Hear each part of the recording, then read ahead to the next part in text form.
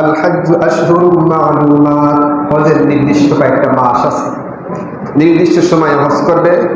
ফামান ফারাদা ফীহিন্নাল হজ্জা, যে ব্যক্তি সময়গুলোর মাঝে হজ করার ইরাদা করবে, ইচ্ছা করবে, ফালা রাফাথা ওয়ালা ফুসুকা ওয়ালা জিদালা ফিল হজ্জি, সেজন্য হজ করার মাঝে, এই সময়ের মাঝে অশালীন কোনো কর্মকাণ্ড না করে, ওয়ালা ফুসুকা, কোনো পাপাচার না করে, গুনার কাজ না করে, ওয়ালা জিদালা ফিল হজ্জি, হজ চলাকালীন যেন ঝগড়া বিবাদে লিপ্ত না হয়। ওয়ামা তাফআলু মিন খাইরি ইয়ালামুহুল্লাহ, আমরা যে নেক কাজ করি, যে ভালো কাজগুলো করি, সব জানেন কে? আল্লাহ জানেন। সুবহানাল্লাহ বলেন। আপনি হজে যাবেন, কি কি আমল করবেন, সব খবর রাখেন কে? আল্লাহ সব খবর রাখেন। সুবহানাল্লাহ। ওয়ামা তাফআলু মিন খাইরি ইয়ালামুহুল্লাহ, তোমরা যে নেক কাজগুলো করো সব আল্লাহ জানেন। বলেন না সুবহানাল্লাহ। সব আল্লাহ সংবাদ রাখেন, সব খবর রাখেন, এবং সব নেক কাজের বিনিময় আল্লাহ তাআলা আমাদেরকে সেদিন দেবেন। সুবহানাল্লাহ।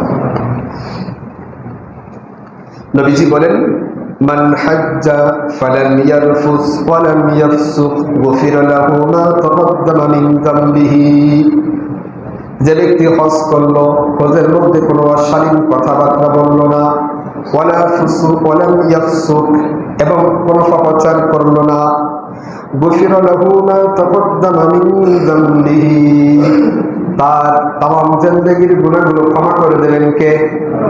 কে দেবেন? সুবহানাল্লাহ বলেন। নবীজি বলেন, হজ করলো, পাপাচার করলো না, অশালীন কথাবার্তা বললো না, অশালীন কোনো কর্মকাণ্ডও করলো না, আল্লাহ রাব্বুল আলামিন তার তামাম জিন্দেগীর গুনাহগুলো ক্ষমা করে দেবেন। সুবহানাল্লাহ। আল্লাহ তাআলা আমাদের হজ করার তৌফিক দান করুন। সকলে বলেন আমিন।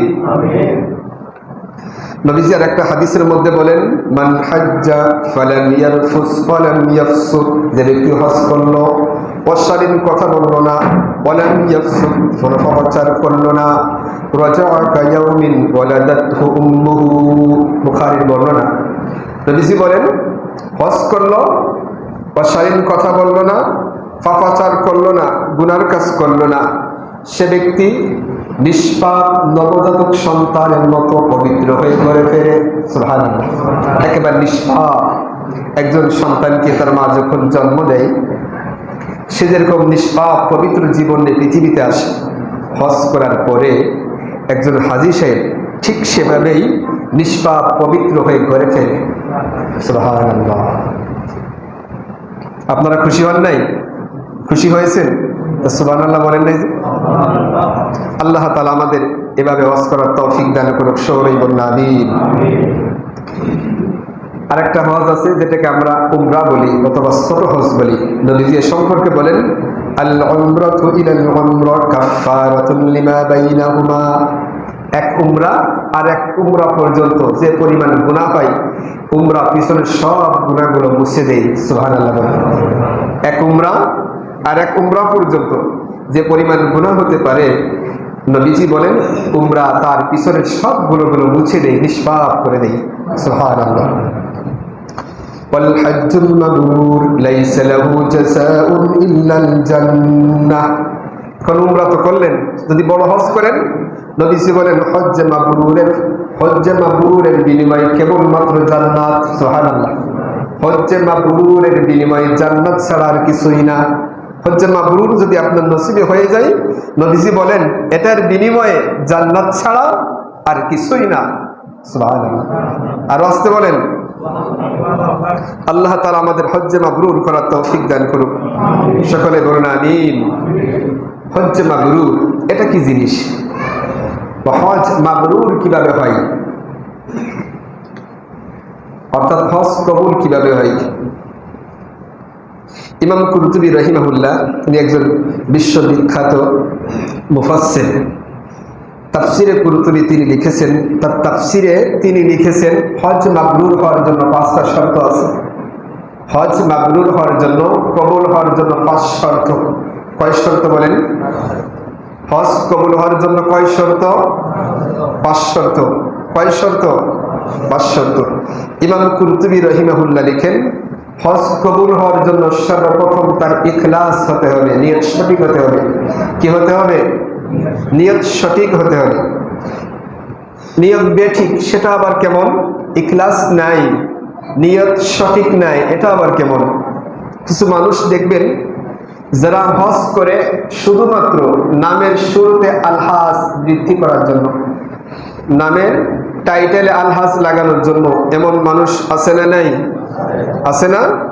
আমাদের সমাজেও আছে না নাই? তুমি হজ করলে কেন? নামটা একটু ছোট, একটু বড় করার জন্য, নামের শুরুতে আলহাজ অমুক এটা লাগানোর জন্য। তাহলে এই যে সে হজ করেছে, এটা কি আল্লাহর সন্তুষ্টির জন্য? আল্লাহর সন্তুষ্টির জন্য না তার নামের জন্য? কিসের জন্য? নামের জন্য, সুখ্যাতির জন্য। এটা তার ইখলাস নাই, প্রথম শর্তই তার মধ্যে নাই। অনেক নেতা দেখবেন শুধু হজ করে শুধুমাত্র তার নামের শুরুতে আলহাজ অমুক নেতা, আলহাজ অমুক ডাক্তার, আলহাজ অমুক এটা লাগানোর জন্য। আল্লাহ তাআলা আমাদেরকে হেফাজত করুক, সকলে বলুন আমিন। এটাকে বলা হয় রিয়া। এটাকে কি বলা হয়? রিয়া। যার আমাদের মধ্যে রিয়া এসে যায়, সুখ্যাতি অর্জন করার জন্য, প্রসিদ্ধি অর্জন করার জন্য, নামের টাইটেলের জন্য যারা আল্লাহর ইবাদত করে, এদের কোনো ইবাদত কবুল হবে না, কোনো ইবাদত কবুল হবে না। অতএব আমরা হজ করব, আল্লাহর ঘর জিয়ারত করব শুধুমাত্র আল্লাহকে সন্তুষ্টি করার জন্য। কাকে সন্তুষ্টি করার জন্য?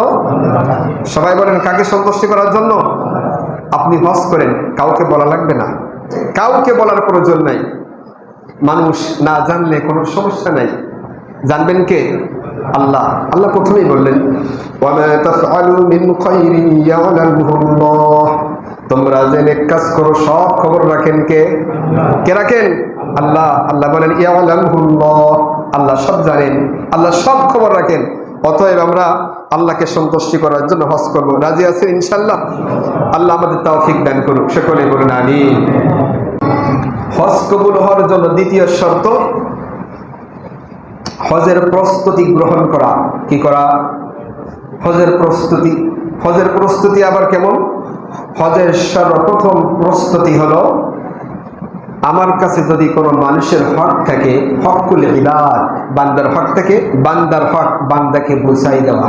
বান্দার হক বান্দাকে বুঝাই দেওয়া। বোঝেন আপনারা? আপনার কাছে যদি আপনার মা হক পায়, আপনার মায়েকে আপনার হক বুঝাই দিতে হবে। আপনার বাবার হক যদি আপনার কাছে থাকে, বাবাকে বুঝাই দিতে হবে। রাগ করছেন? রাগ করিয়েন না, রাগ করিয়েন না। আপনার ভাইয়ের হক যদি আপনার কাছে থাকে, আপনার ভাইকে আপনার হক বুঝাই দিতে হবে। আপনার বোনের হক যদি আপনার কাছে থাকে, আপনার বোনের হক আপনাকে বুঝাই দিতে হবে। আপনি যদি প্রতিবেশীর সম্পদ জবর দখল করে রাখেন, এটা প্রতিবেশীর হক, প্রতিবেশীর হক প্রতিবেশীকে বুঝাই দিতে হবে, এরপরে হজ করিয়েন। ইমাম কুরতুবী বলেন, হজ কবুল হওয়ার দ্বিতীয় নম্বর শর্ত হলো হকুল ইবাদ, বান্দার হক বুঝাই দেওয়া। হকুল ইবাদ, বান্দার হক বুঝাই দেওয়া। দেবেন ইনশাল্লাহ? মানুষের হক নিয়ে মৃত্যুবরণ করিয়েন না, এটা বড় কঠিন। আপনি তো বাঁচবেন 60 বছর, 70 বছর, 100 বছর, এর থেকে বেশি না। অতএব মানুষের হক নিয়ে অনন্ত অসীমকালের জন্য আল্লাহর সামনে জবাবদিহিতার জন্য দাঁড়ায়েন না। আল্লাহর সামনে আসামির কাঠ গড়ায় দাঁড়ায়েন না। নবীজি বলেন, কোনো ব্যক্তি যদি মানুষের হক নিয়ে মৃত্যুবরণ করে, আল্লাহ তাআলা কিয়ামতের ময়দানে এটা বিচার করবেন। আল্লাহু আহকামুল হাকিমিন। সবচেয়ে বড় বিচারক কে? আল্লাহ। সবচেয়ে বড় বিচারক কে? আল্লাহ। এই জমিনে আইনের ফাঁক ফোক দিয়ে একজন পার হয়ে যেতে পারে, দলীয়ভাবে পার হইতে পারেন,